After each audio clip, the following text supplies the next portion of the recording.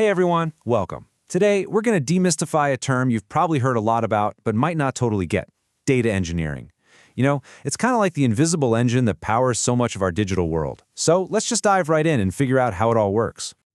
Think about it. Every single day, we are creating a just mind-boggling amount of data. Every time you post on social media, buy something online, every little tap of a sensor, it all adds up to this gigantic digital flood. But here's the real question. Is any of that raw information actually useful right out of the box? Well, for the most part, the answer is a big, fat no. Yeah, that raw data, it's usually a complete mess. It's disorganized, it's inconsistent, it's packed with errors. It is pure digital chaos. So the billion-dollar question for pretty much any company out there is this: how in the world do you take that messy flood of information and turn it into something that's clear, reliable, and actually valuable? Well, that is exactly where our topic for today comes in. And this brings us to our first section, actually defining data engineering. This is the field that was literally built to tame all of that digital chaos. So what is it really? The formal definition says data engineering is all about designing, building, and then maintaining the systems that collect, store, and process massive amounts of data. And the key thing to get here is that this isn't some one-time fix. No, it's the ongoing, living architecture that makes everything else even possible.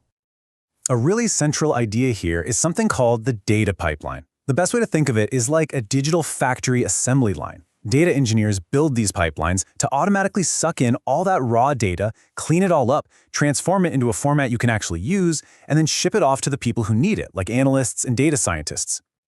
This leads to probably the best analogy for data engineering I've ever heard. It is the digital plumbing of a company. You never ever think about the pipes inside your walls until they break, right? And it's the exact same thing here. It's the essential, totally unseen infrastructure that makes sure clean, usable data is always flowing where it needs to go. Without it, everything just grinds to a halt. Okay, so how is this digital plumbing actually built?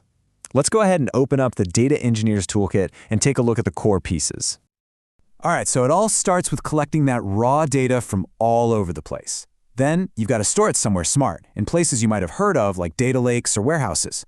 Now, step 3 is absolutely crucial: processing it, which means cleaning out all the mistakes and getting it into one consistent format.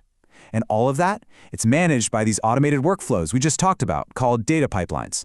And finally, engineers are constantly checking the data's quality and making sure it's secure and compliant. It's really the whole life cycle. Okay, that all sounds great in theory, but what does that actually mean for the person whose job title is data engineer? What's on their to-do list, day in and day out? Well, their main mission is to take the blueprint, what the business actually needs, and turn it into a real functioning and reliable data pipeline. So let's look at what they're responsible for. First, they design systems that can grow as the data grows. That's what we mean by scalable. They develop what are called ETL processes. That stands for extract, transform, and load. So they extract data from a source, transform it into a clean format, and then load it into a destination where it can be analyzed. They're also kind of the guardians of the data, making sure it's secure and private. And yep, when things break, they are the first ones on the scene to troubleshoot. It's a super collaborative role too, connecting them with everyone from data scientists to the execs. Okay, that is a lot of technical work. But what's the end game? What's the ultimate payoff? Why are companies pouring so much money into this field? The most important point is this: data engineering provides the foundation, because without that solid foundation, everything else just falls apart. You could have the most brilliant AI models and the fanciest business dashboards in the world, but they are completely worthless if the data feeding them is unreliable garbage. And just look at what that strong foundation makes possible. Businesses can make faster, way more accurate decisions. They can analyze data as it's happening, in real time, not just looking at a report from last month. It unlocks the potential for seriously powerful machine learning. And just as important, it frees up data scientists to do what they do best: finding amazing insights, not spending 80% of their time just cleaning up messy data. And seriously, this is a point you just can't say enough. Data engineering is the great enabler. Without it, the whole data ecosystem just becomes slow, inefficient, and unreliable. A brilliant data scientist is basically powerless if they can't trust the data they're working with. So as we start to wrap this up, let's just boil this all down to the single most important takeaway you should remember. If you remember one thing from this, make it this: Data engineering is the discipline that transforms chaos into clarity. It takes the messy, raw junk of our digital world and forges it into a clean, reliable, and truly actionable asset. It's the backbone, it's the plumbing, and it's the foundation, all rolled into one. And that leaves us with a really fascinating question for the future, right?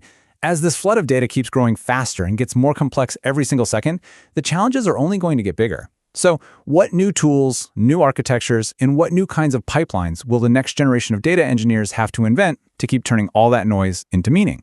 It's definitely something to think about.